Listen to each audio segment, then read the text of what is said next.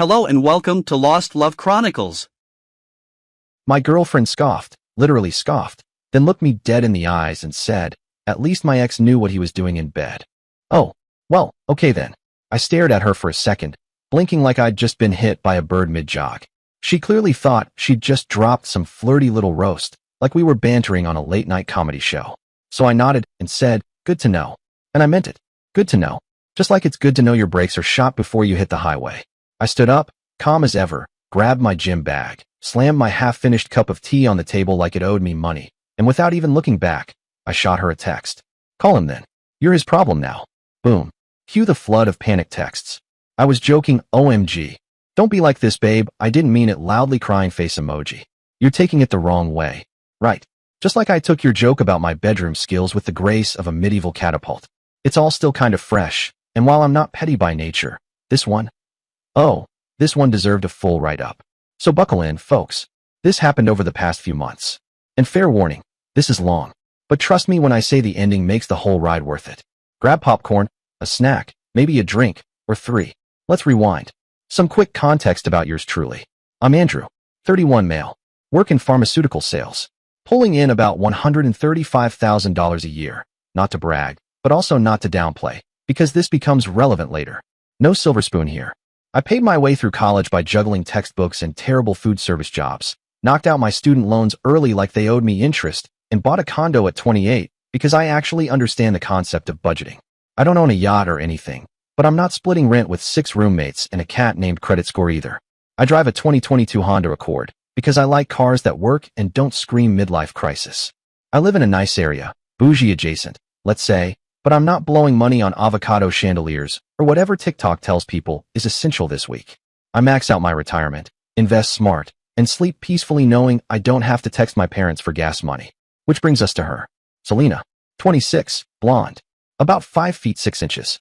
Works as a marketing assistant at some tech startup that pays her roughly $38,000 a year and probably calls their office meetings huddles. We met a year and a half ago at my college friend's wedding reception. I was busy overindulging in wine and dodging the bouquet toss, while she was there, laughing at the groom's jokes. We clicked right away, and I'll admit, we had chemistry. Like, actual chemistry. Not just the flirty kind you fake to get out of small talk, but the real spark that makes you think, yeah, I could tolerate this person's morning breath for a while. We started dating pretty seriously within a few weeks. Things were great, until they weren't, which is how all these stories go, right? But at first, smooth sailing. Then came the slow invasion. It started out innocent enough. You know the drill. "Oh, I forgot my toothbrush," turns into "I'll just leave an extra one here," which turns into "Do you mind if I keep a few things in your bathroom drawer?" And suddenly your minimalist shelf looks like a Sephora crime scene. She started staying over more nights than not.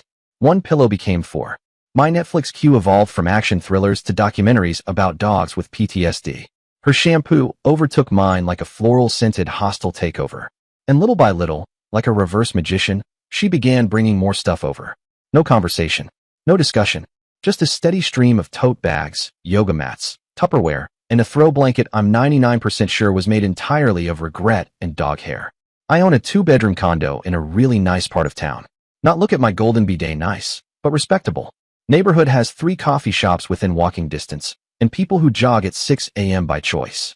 Mortgage runs me about $2,900 a month, which, yes, makes me die a little inside every time I see the debit alert, but it's a solid investment. Place is worth around $495,000 now. And if the housing market keeps pretending it's on coke, I might just retire early or buy a second condo and fill it entirely with decorative pillows.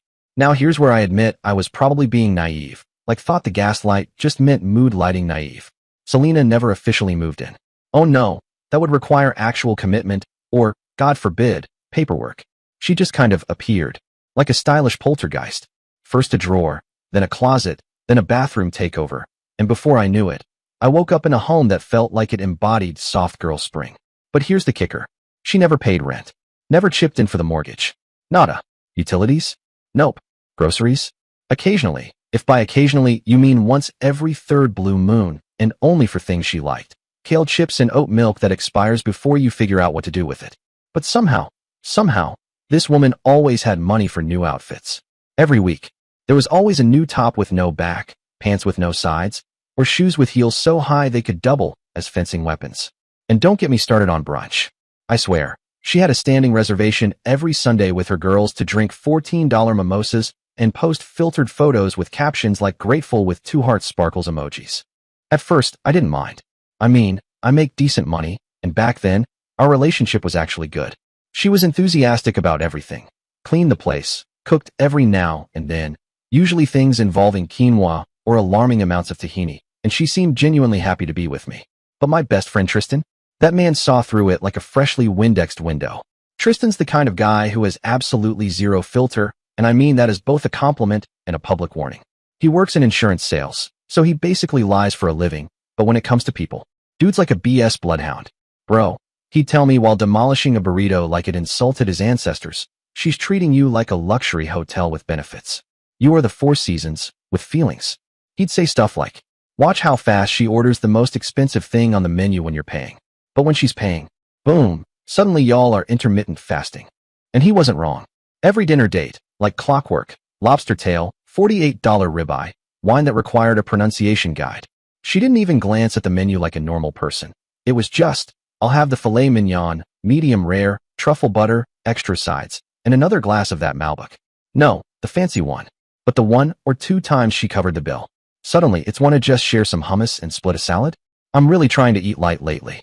Or worse, let's stay in and cook together.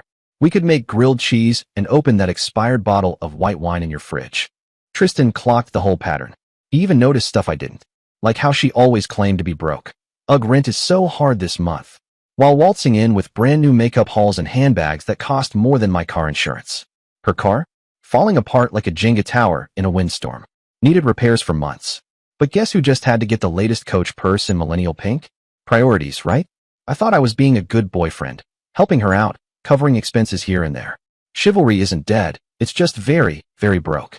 But Tristan said I was enabling bad financial habits. And looking back, yeah, I basically sponsored a lifestyle. Anyway, fast forward to last Thursday night. We were intimate. Pretty standard encounter. No Cirque du Soleil flips or anything wild. Just your average 7 p.m. adult activity. But hey, she seemed really into it throughout the whole thing. She appeared to finish before me. Made all the right noises. The Oscar-worthy moans. The breathy, oh my god. The fingernail grab that screams you're doing great, sweetie. Seemed satisfied afterward too. We're lying there, catching our breath like a couple of out-of-shape marathon runners, both pretty relaxed. And then, cue the ominous background music. She lets out this long, dramatic sigh. Not the that was nice kind of sigh. No. This was the funeral for joy kind of sigh.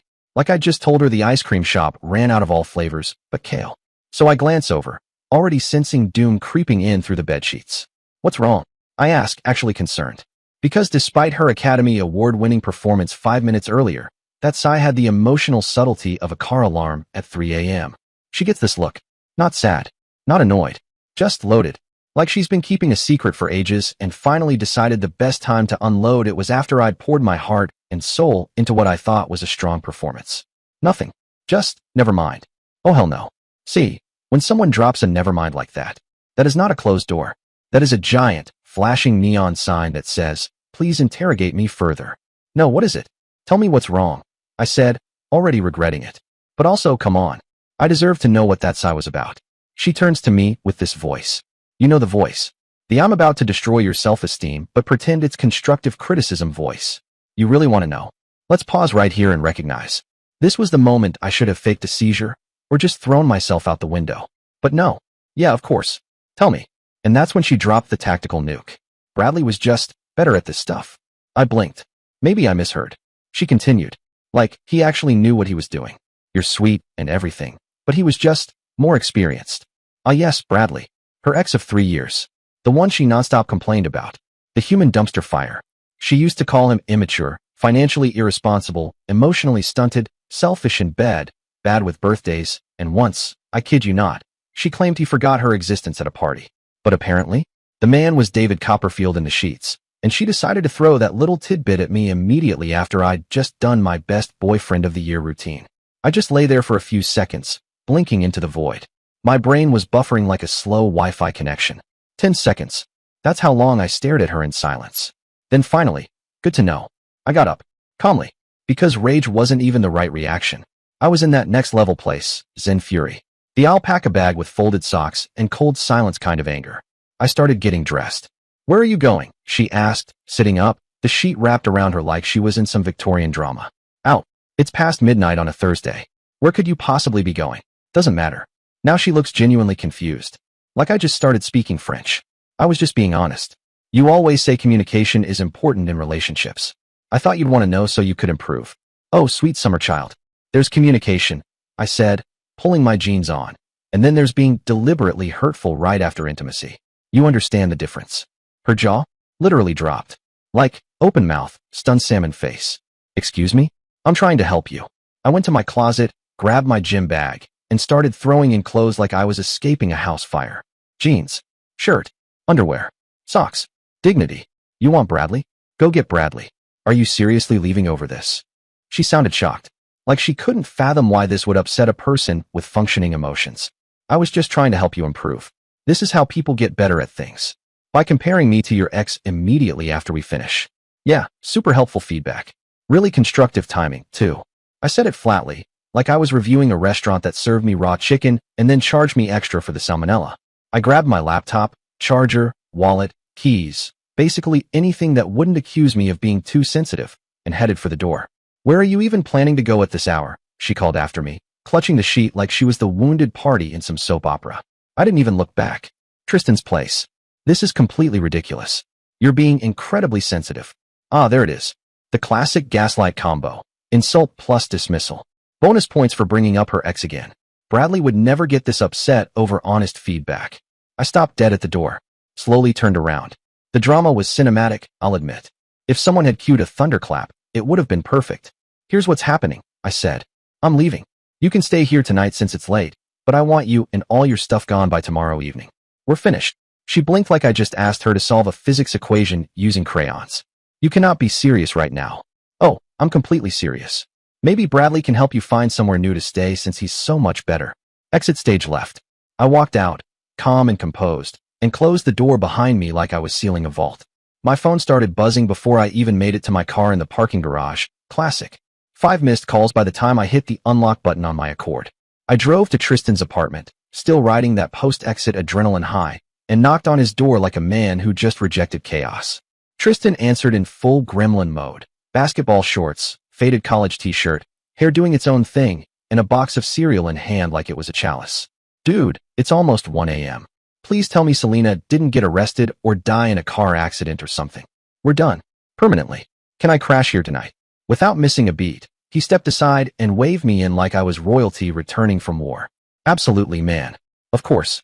What the heck happened? I flopped onto his couch and explained the whole situation, from the dramatic side to the Bradley's better revelation to my own award-winning performance in restraint. Tristan just listened. He didn't interrupt, didn't crack a joke. He let me lay it all out. And then, he burst out laughing. Not in a haha, you're pathetic way. No, this was the kind of laugh you let out when your friend finally punches the bully who's been giving them wedgies since 6th grade. Dude. He wheezed. She actually said that right after you guys finished? Word for word. Word for word. I said. Bro, that's not just disrespectful. That's, like, villain origin story level cruel. Who says that to someone they supposedly care about? Someone who's been taking advantage of me for months, apparently. Exactly. I've been trying to tell you this forever. That girl's been playing house with your money while keeping her Tinder swipes warm in the background. I guarantee she's been talking to other dudes, too. Guarantee. Meanwhile, my phone was having a full-blown breakdown, vibrating like it was trying to dig its way out of the coffee table. Tristan picked it up and without asking, because he's Tristan, started reading my text messages aloud. In a high-pitched, squeaky voice that sounded like a valley girl on helium, he goes, I was just trying to help you. Then, more dramatically, oh my God, you're being so dramatic and sensitive. Give me that back, I said, trying to grab it. No, wait. This one's even better, he said, scooting away like a 6-year-old with stolen candy. Fine. Be a baby about it. Bradley would never act like this over nothing. I froze. She did not actually text that. He turned the screen toward me. She absolutely did. Look right here, dude. And there it was, in blue bubbles of digital gaslighting. She's literally proving your point with every single message she sends, Tristan said, shaking his head. We scrolled through all the messages together. It was like watching someone perform the entire manipulation Olympics in real time. 1 minute she's crying like she just got kicked off The Bachelor. The next she's rage texting like she caught me deleting her Sims family. Then it was guilt-tripping, then bargaining, then flat-out threats. Honestly, I half expected a limited-time coupon to pop up mid-message. By sunrise, my phone looked like it had been possessed by a clingy ghost with unlimited data. 73 text messages, 31 missed calls, a symphony of red bubbles and desperation. Tristan, absolute legend, made coffee, handed me a mug like it was a front-row seat at a circus, and we sat down to read the messages like we were doing morning crossword puzzles. Some highlights. You're throwing away 18 months over one comment. I can't believe you're being this immature. Come back so we can talk like adults. And my personal favorite. Fine. I guess I'll just find someone who appreciates honesty. Bradley is already texting me asking how I'm doing. Ah yes, Bradley the bed god. Summoned again to make me jealous. Spoiler alert, it had the opposite effect. I looked up from my phone. Did she seriously drop the Bradley card again? Tristan didn't even look up from his screen. Oh snap. She just figured out you blocked her number.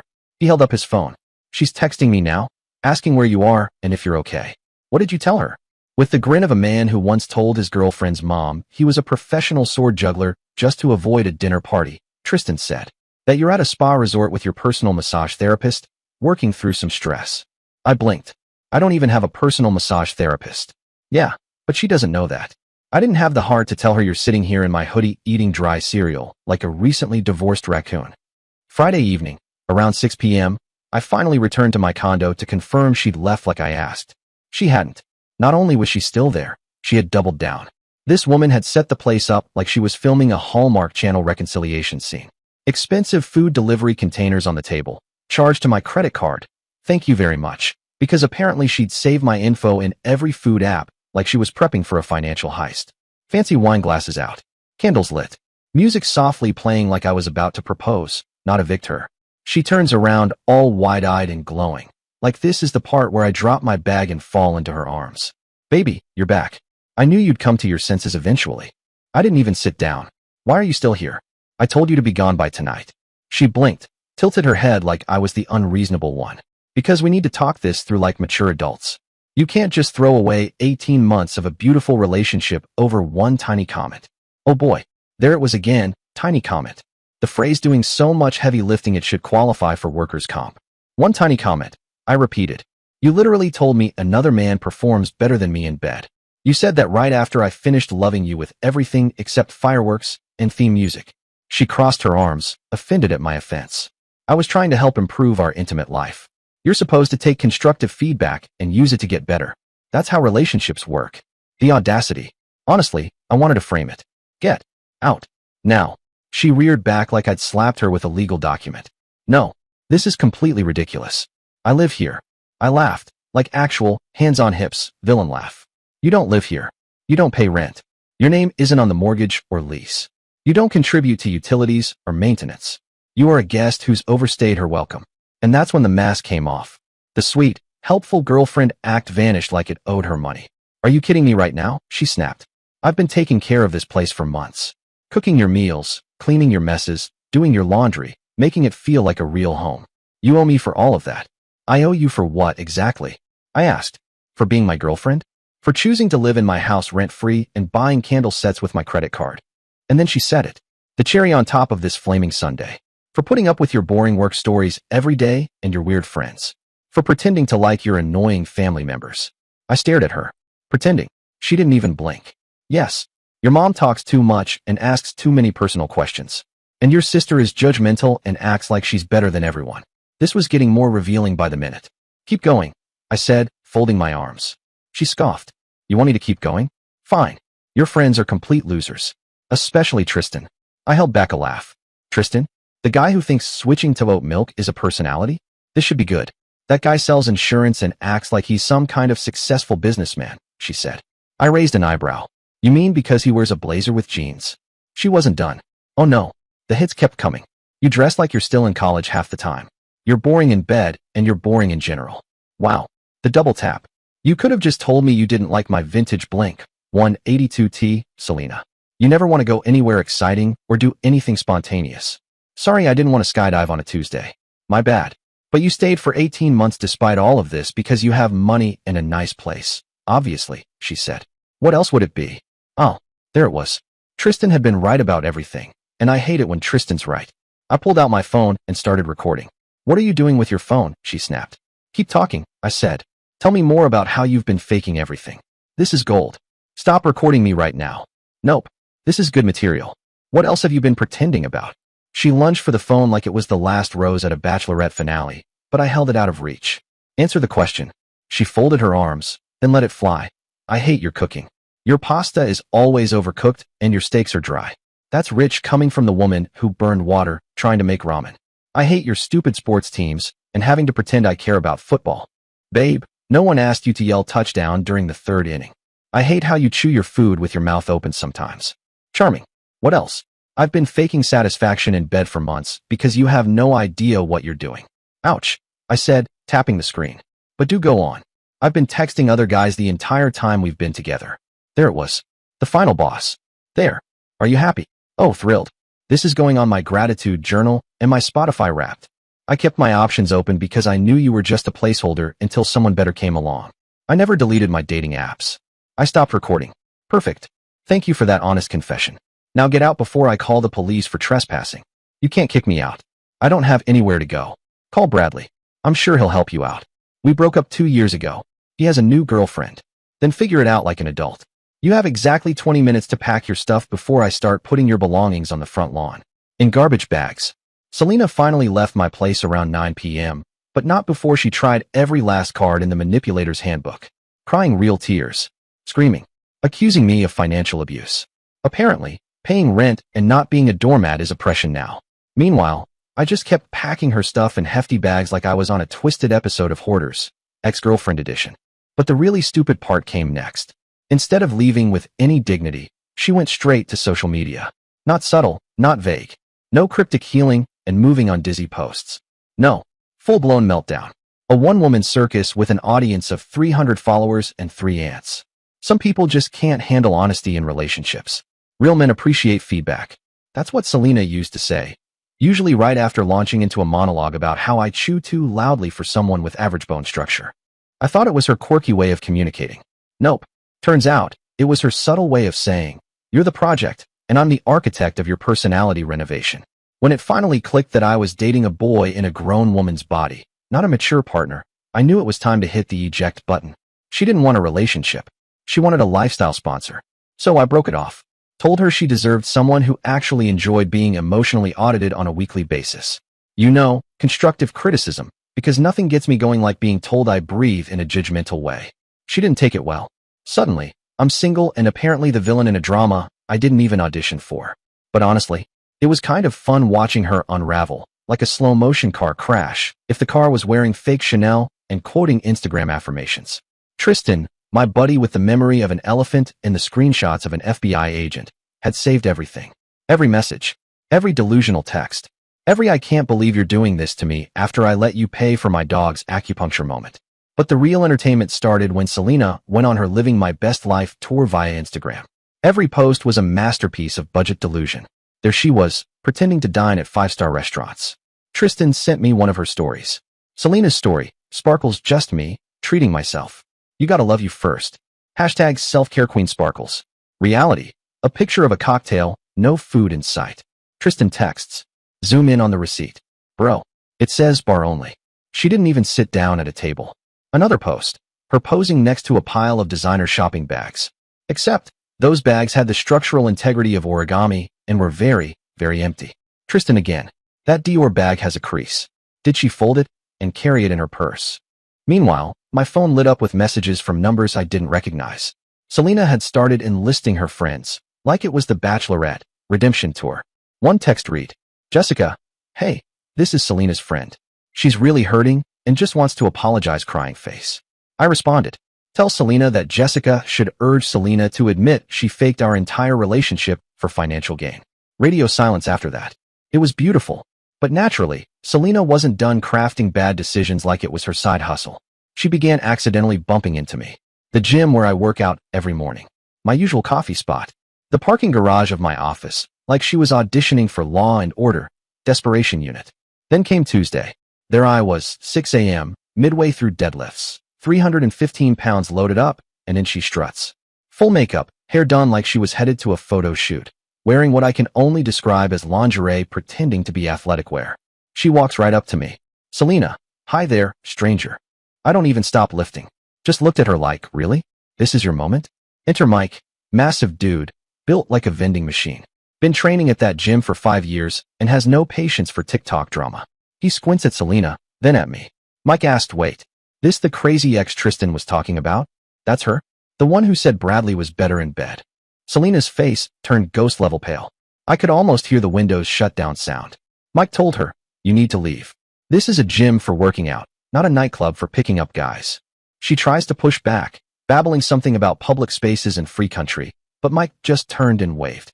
Mike said, yo, Carlos. Non-member disrupting people's workouts. Carlos, front desk MVP, didn't even blink.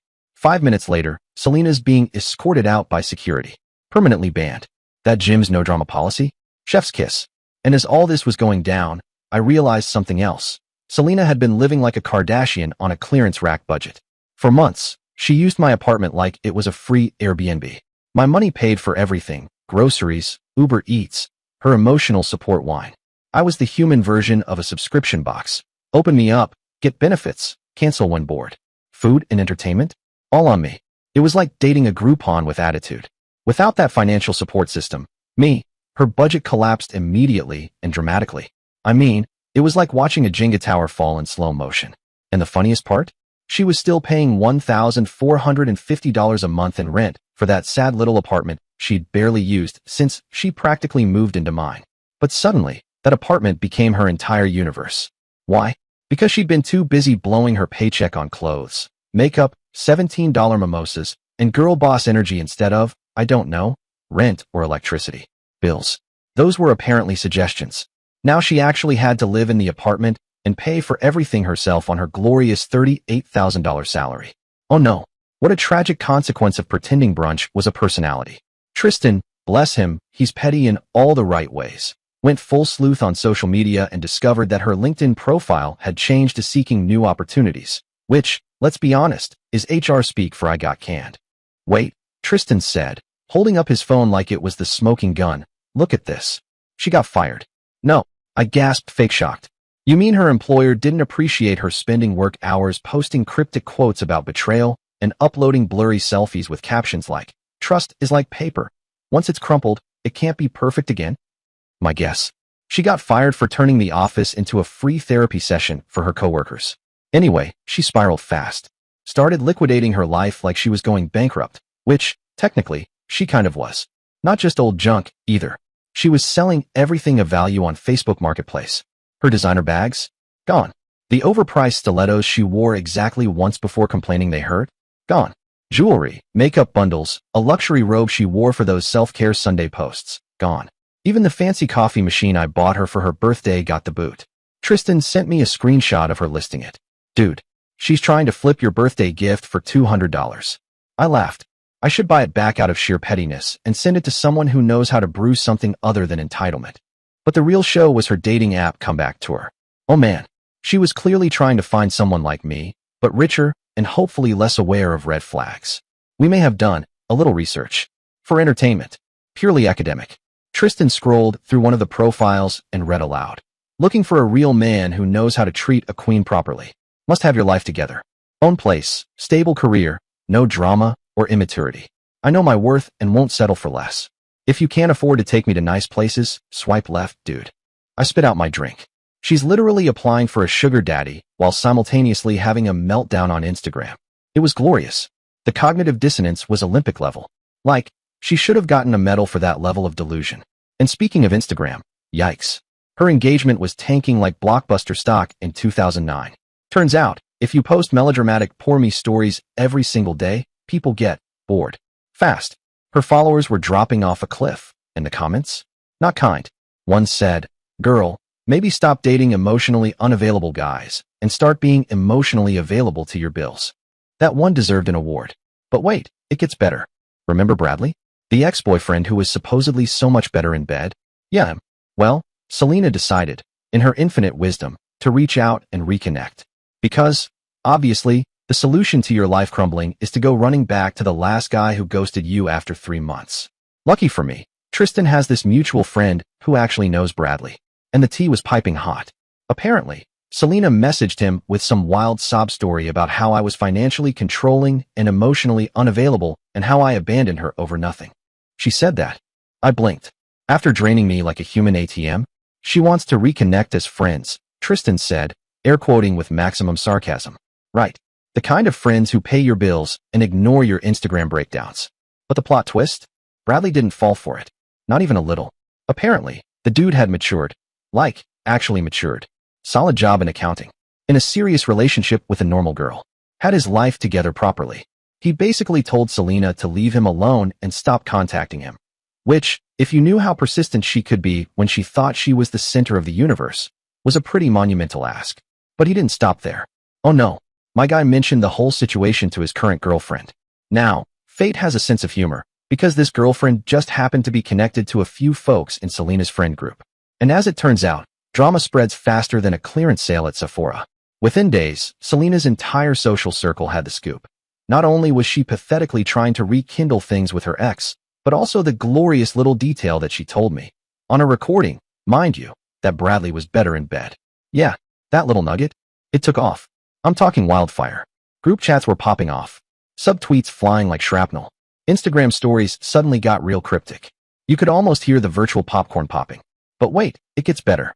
The story didn't just stop at Selena's trying to backslide. Nope. The whole why came out too. Specifically, that she had admitted to using me for money, housing, the full starter boyfriend deluxe package. And suddenly, the same girls who had been hyping her up in comments. Yas queen, leave toxic men behind. Know your worth nail polish emoji. Were now treating her like she'd just spilled red wine on their white couches. One of them even commented publicly on her Know Your Worth post, no less. I'll never forget it. She wrote, maybe figure out your own worth first before judging others. Poetry. Absolute poetry. Selena started losing friends faster than a pyramid scheme recruiter in a group chat full of accountants. Her entire hype squad evaporated overnight. Poof. Gone. And honestly, couldn't have happened to a more deserving person. Now, remember how she got fired from her marketing job? Oh, you thought that was unrelated? Sit tight. So, apparently, during the week she was slandering me like she was auditioning for a Real Housewives reunion. She decided it'd be a great idea to badmouth me to her coworkers. Called me cheap, boring, said she was too good for me, and I was holding her back. Holding her back, mind you, while she lived in my apartment, ate my food, and used my Netflix account like it was her birthright. Here's where the universe really delivered. Her supervisor, as luck would have it, knew me. Our companies had collaborated on a pharmaceutical marketing project earlier in the year. So the supervisor reaches out and casually asks, hey, Andrew, is your ex-girlfriend named Selena, by chance? And I'm like, unfortunately, yes. Then he tells me she's been dragging my name through the mud, in actual meetings, no less, calling me financially controlling and painting herself as some delicate, oppressed angel. So, I did what any responsible adult would do. I emailed him the full recording. The same one where Selena flat out says she was using me, and, bonus round, dunks on my bedroom skills while pining for Bradley. Context is everything. The result? Not just a firing. No, terminated for cause. That's HR speak for we're not even giving you a box to pack your things. No unemployment benefits, no reference letter, nada. And word spread fast in the local marketing scene. Selena brings drama to work, talks trash about colleagues in meetings, and is basically a walking liability. 3 months after we broke up, the girl was socially nuked and financially imploded. Couldn't make rent. Couldn't get a new job. Burned through her savings, maxed out her credit cards. Her parents, who lived across the country, weren't bailing her out either. Probably because they'd found out she was treating men like ATM machines with attached living spaces. And then came the desperate messages from a new number. At first, it was the usual. I miss you so much. I made a terrible mistake. I regret everything. I ignored them. Then it escalated, as it always does with people like her. I'm going to be homeless. I desperately need help with rent. Please just talk to me for 5 minutes. Tristan, God bless that man, was having the absolute time of his life watching this whole situation unfold. Popcorn in hand, laughter in his lungs, and screenshots ready for group chat distribution. Honestly, it was the best reality show we never had to pay for. Dude, she's about to hit rock bottom and come crawling back begging. I could feel it. The desperation was starting to stink through the Wi-Fi. Honestly, my plan? Watch her crash and burn completely while I eat popcorn and maybe throw on some dramatic background music, something orchestral, real tragic-like. I was ready for the Netflix finale of her karma. But then, she tried something that almost worked. Somehow, She convinced Bradley, yes, random Bradley, her new simp recruit, to message me on her behalf. Like we were in middle school, and she needed her friend to pass a note across the lunch table. Classic. Hey man, I know we don't know each other personally, he began, which is always a great opener when someone's about to beg for something stupid. But Selena is really struggling financially right now. She told me what happened between you guys, and I think there might be some kind of misunderstanding about the whole situation. A misunderstanding? Oh boy, here we go. So I hit him with, what exactly did she tell you happened? That you guys had a fight about communication issues, and you kicked her out over basically nothing. She said you overreacted to some constructive feedback. Constructive feedback? Oh, you mean the part where she compared me to her ex in bed, admitted she was using me for money, and insulted my mom's cooking? Right. Just a little helpful input. Thanks, Selena. So instead of wasting breath, I sent Bradley the complete recording. All of it. The Grand Slam compilation of her admitting she used me for cash and housing, faking our relationship like she was auditioning for the Real Housewives of Entitlement, bragging about keeping her options open, and oh yeah, trashing me and my family like we were Yelp reviews gone wrong. An hour later, Bradley replied, holy crap, dude. I'm so sorry she dragged me into this. I had absolutely no idea she was like this. She completely lied about everything. Yeah, welcome to the club, Bradley. The Ignorance to Enlightenment Express. We meet on Thursdays. Fast forward a week. Selena was facing eviction. Karma, that punctual queen, showed up right on schedule. And then it happened. The phone call I had been waiting for like a kid on Christmas morning. Andrew, please don't hang up on me. I gave her the silence of someone with popcorn in hand. What do you want, Selena? I desperately need help. I'm going to lose my apartment next week. I can't find work anywhere. I don't have anywhere to go or anyone to help me. Oh, the violins. Can you hear them? Tragic. Just tragic. That's really unfortunate for you. Please, I'm begging you. I know I messed up badly. I know I said terrible, hurtful things, but I'm completely desperate now. You made your choice when you decided to compare me to your ex. It was one stupid comment, one moment of poor judgment, and you've systematically destroyed my entire life. No, Selena. You destroyed your own life by being a lying, manipulative gold digger who was using me. I just stopped enabling your behavior. I wasn't using you.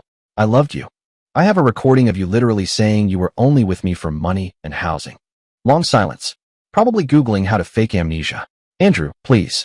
I'll do absolutely anything. I'll pay you back every penny somehow. I'll sign legal documents saying I was wrong. I'll post a public apology online admitting everything. I'll do whatever you want. Oh, now it's The Bachelor, legal edition? Here's exactly what you're going to do. Nothing. You're going to figure your own situation out like an actual adult. And you're never going to contact me again for any reason. But I have nowhere else to turn. And Selena, next time you want to tell a man that your ex was better in bed, make sure that man isn't financially supporting your entire lifestyle first. Maybe learn that lesson for next time. And I hung up. 5 seconds later, Tristan was practically on the floor, laughing so hard he sounded like a dying seal. Dude, he wheezed. That's the most savage thing I've ever heard anyone say. She really thought she could use me as a personal ATM and then insult me on the way out. Like, genuinely believed I'd just nod, smile, and hand her my wallet. The audacity? Astronomical. NASA couldn't track that kind of delusion. I mean, she literally recorded herself admitting to using me, and then thought I'd help her out of her mess. What? Like she was gonna win me back with her greatest hits. I used him, LOL, and Bradley was better. That was her master plan. That's what happens when someone is so entitled they forget basic physics, like how actions have consequences. She played herself harder than anyone could have played her. If self-sabotage were an Olympic sport, she'd be bringing home gold for Team Narcissist. The aftermath just kept getting better, though. About a week after that delightful phone call where she begged for rent money, after admitting she only dated me for financial security, classy, I got a message from her mom on Facebook. Yep, mommy dearest enters stage left. The message was peak concern mom trying to clean up PR. She said, Selena told us you abandoned her during a mental health crisis and refused to help her even though you're doing well financially. She's a good girl who made one mistake. One mistake? Ma'am, your daughter's greatest hits album includes lies, cheating, theft by relationship, and emotional manipulation.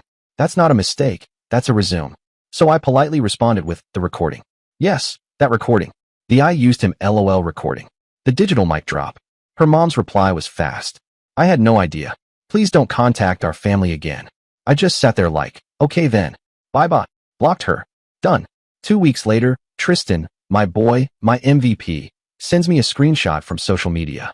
Selena had officially tucked her tail and moved back in with her parents across the country. Apparently, blowing up your entire life comes with free relocation. And get this, her final Instagram post was a novel. Like, full-on TED Talk meets Hallmark therapy session. Caption: sometimes when you're vulnerable and honest with people, they use it against you. But I'm choosing to grow from this experience and be better. Oh, so now she's a phoenix rising from the ashes of her own BS? But even in that apology post, she couldn't help making herself the victim. Like, girl, you're not the main character in a redemption arc. You're the plot twist that got booed off stage. The comments? Brutal. People who actually knew the story showed up like unpaid interns in a call-out courtroom. One person commented, "Didn't you post Bradley was better after admitting to using him for money?" Another posted actual screenshots of her previous trash-talking alongside her new "poor me" narrative. The internet never forgets, and receipts age like wine, or in her case, curdled milk. She lost her apartment, her job, her friend group, her dignity, her walking Venmo account. Hi, that's me, and now her reputation. I didn't even have to lift a finger. The universe took care of everything. Karma was in her bag and had time that day. All this, all of it, because she couldn't keep her mouth shut after being intimate. She fumbled the bag so hard, Tristan goes, "Dude," she fumbled it so hard it landed in another state and exploded on impact. I replied, "She threw that bag into the void, Tristan. NASA just confirmed it passed the International Space Station." And me? I was doing fantastic. Suddenly, my stock skyrocketed. Word got around about what she did, and I started getting actual attention from women. You know, the grown-up kind. The ones with jobs, empathy, and no secret backup Bradleys. Turns out, not tolerating disrespect is sexy to women who aren't walking red flags. Who knew? Tristan and I would joke about it constantly. One night over drinks, Tristan said, "You really pulled the Uno reverse card on her life." Bro, I pulled the whole deck. About 3 months after she moved back home, word came through the grapevine again. She tried applying for a job at a local marketing company. But surprise, surprise, they Googled her. What popped up? Her greatest hits, again. Social media drama, viral breakup posts, and comment threads with popcorn emojis. Didn't get the job. Apparently this happened several times. Every company hit search and saw her digital tantrum. One even had a thread on Reddit roasting her for trying to paint herself as a victim when there were literal recordings and receipts all over the web. Oh, and dating? That was toast too. She tried rebooting her love life, but the internet, as we've established, never forgets. Guys would match with her on dating apps just to troll or ask. Random guy on Bumble. So, what actually happened with Bradley? Some would even send her screenshots of her own posts, asking if she was that girl who told her boyfriend her ex was better in bed. And let me tell you, those messages? Chef's kiss. Absolute internet poetry. The best part? I recently heard, through mutual connections, aka the group chat, that she's working 2 part-time minimum wage jobs. One at a coffee shop and the other doing data entry. Real dream-chasing stuff. Oh, and the cherry on top? Still living in her parents' basement at 27. Not just visiting. Living. I'm talking posters from high school still on the walls and probably a One Direction pillowcase in rotation. Apparently, she's sworn off dating now. All men are the same, she allegedly said. You can't trust anyone anymore. Right. Because she got caught running a one-woman con operation and suddenly we're the problem. The irony is so rich it should pay taxes. Her old friend group? Thriving. Absolutely thriving. They've all moved on, still hang out, travel, start new relationships, post brunch photos with captions like "New chapter, same girls, 2 hearts." And guess who's not tagged? You guessed it, Selena. I scroll past their posts sometimes and just admire the symmetry. It's like the universe held auditions and she didn't get a call back. Meanwhile, Selena is stuck in her childhood bedroom posting motivational quotes like she's in a head-to-head battle with rock bottom and thinks she can out-meme it. Stuff like, "Sometimes the hardest person to love is yourself." Or my personal favorite, "Your setbacks are setups for comebacks." Sure, but only if you're not the one who set the house on fire. Tristan and I, we still check her socials occasionally. Purely for the entertainment value, of course. At this point, her follower count is in freefall. It's like watching a slow-motion car crash made entirely of hashtags. When she does post, it's always some variation of victimhood cosplay, lessons learned, trust no one, growth is painful. She's become exactly what she deserved to become, irrelevant. But wait, it gets better. She tried to reinvent herself as a life coach. Let that marinate. A life coach. She launched an Instagram account about knowing your worth and teaching boundaries. 3 posts. That's all it took. Because right under the second post, boom, someone dropped the video clip. The video. The one where she admits to using me for money. The comments were like, "This you, queen behavior until someone rolls the receipts. Ma'am, you can't teach boundaries when yours don't exist." She deleted the account in less than 24 hours. Not even enough time to curate a grid. One moment she's helping women rise. The next she's vanishing like it was all a glitch in the Matrix. Then, because life really is the best comedy, I got a letter from some attorney she consulted. Something about potential harassment claims. I laughed so hard I almost forwarded it to The Onion. Instead, I sent them a copy of the recording, plus screenshots of her own posts and messages. Never heard from them again. I assumed they had a quick legal meeting that went something like, "Oh, yikes. Yeah, no case here. We're good." The real kicker? Her own parents eventually cut her off. Apparently, they were sympathetic at first, probably thought I was the villain in some sad rom-com. Then they heard the recording. Her dad supposedly said something like, "I'm embarrassed to have raised someone who would use people like that." And just like that, poof, no more sympathy, no more money. They told her to figure it out on her own. Now, this part was unexpected. Bradley, yeah, that Bradley, actually reached out to me a few months later. Not about Selena, just to grab coffee. Said he'd heard what went down and wanted to connect. And you know what? Bradley's actually a solid guy. Chill, normal, smart. We became friends. We traded Selena war stories over lattes like veterans of the same psychological conflict. He told me how manipulative she'd been, how she'd pressured him to spend money he didn't have, constantly compared him to wealthier guys, and made him feel small for not being able to keep up.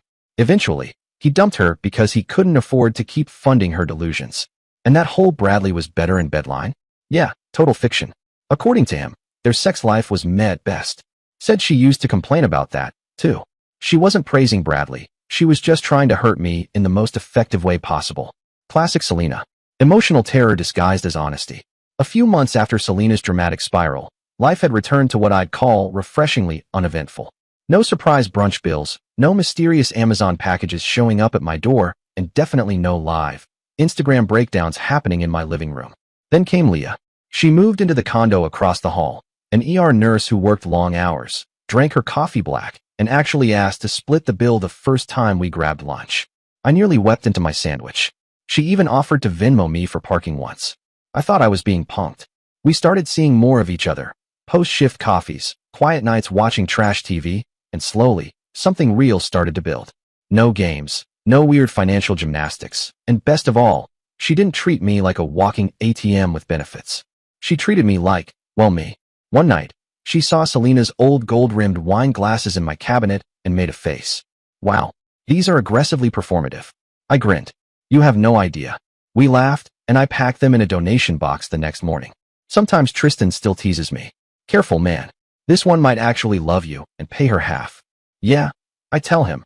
And she doesn't even like lobster. Dear listeners, please share your thoughts in the comments section below and don't forget to like, share, and subscribe.